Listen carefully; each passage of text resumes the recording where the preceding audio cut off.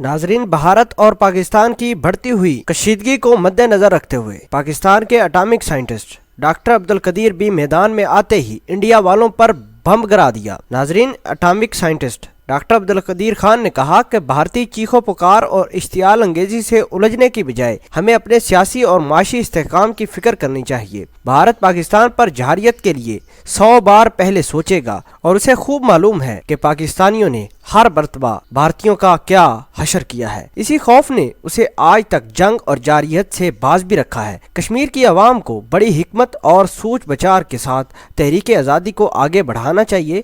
مودی اپنے سیاسی مسائل سرحد کے اندر حل کریں، پاکستان کو الجھانے کی کوشش نہ کریں، یہ ان کے حق میں بہت ہی بہتر ہوگا۔ میڈیا کے مطابق ڈاکٹر عبدالقدیر خان نے کشمیریوں پر ظلم و تشدد اور یہاں ہونے والی انسانی حقوق کی بدترین خلاف ورزیوں کو مہذب دنیا کے لیے چیلنج قرار دے دیا اور کہا کشمیریوں کو چاہیے کہ وہ آزادی کی بات کریں اور اسے یقینی بنائیں۔ یہ مرحلہ پاکستان کا پرچم لہرانے اور پاکستان کے نعرے لگانے کا نہیں، اصل مقصد بھارتی تسلط سے آزادی کا ہے۔ پاکستان کا ہاتھ تو کسی وقت بھی پکڑا جا سکتا ہے۔ ڈاکٹر قدیر نے احتسابی عمل کو ناگزیر قرار دیتے ہوئے کہا کہ ایسا احتساب نہ کریں جس سے ملک کا بیڑا غرق ہو جائے۔ ناظرین، اس کے ساتھ ساتھ انٹرویو میں ڈاکٹر عبدالقدیر نے کہا کہ بھارتیوں کو 65، 71 اور کارگل کی وار تو اچھی طریقے سے یاد ہوگی اور پاکستانیوں کو بھارتی ابھی اچھے طریقے سے جانتے نہیں۔ شاید بھارت بھول چکا ہے کہ اس نے کس قوم کو للکار دیا ہے۔ ڈاکٹر صاحب کا مزید کہنا تھا کہ اگر جنگ ہوئی تو بھارت نیست و نابود ہو جائے گا، اس کا نام صفحہ ہستی سے ختم کر دیا جائے گا،